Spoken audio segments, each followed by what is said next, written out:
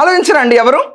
And when coming to this Gorantla Madhav, I really forget this guys name always, because ఎందుకంటే మనం bad content or bad పిక్చరల్ visuals నుంచి దూరంగా ఉండాలనుకుంటాం మనం.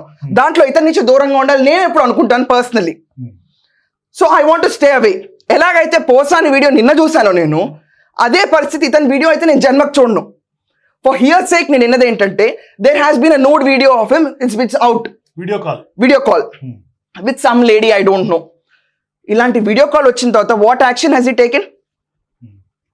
ఏం తీసుకున్నాడండి? ఏమైందండి ఎంక్వైరీ? ఏమైందండి ఎంక్వైరీ? ఎంక్వైరీ ఫలితాలు ఉండవా? చెప్పరా? ఇలాగే ఉండొచ్చా? అదే సామాన్య పౌరుడు ఈ గోరంట్ల మాధవన్ ఎగ్జాంపుల్ గా తీసుకుని వాట్ ఎవర్ ఎంక్వైరీ రిజల్ట్ ఏది?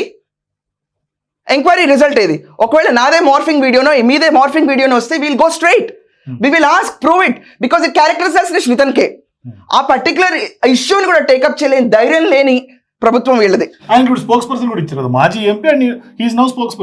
Yes sir, I'm coming to this. Being ex police officer, POCSO చట్టాలకున్న రూల్స్ ఏంటి, అండ్ ఏ రకమైన లైంగికంగా కానీ అబ్యూసివ్ గా కానీ ఏదైనా 356A కానివ్వండి ఏదైనా సెక్షన్స్ లో ఒక ఉమెన్ అసాల్ట్ ని పేరు బయట తీయకూడదు. అది కూడా కామన్ సెన్స్ లేకుండా పేర్లు బయటకు తీసి ఒక నిర్లక్ష్య ధోరణి.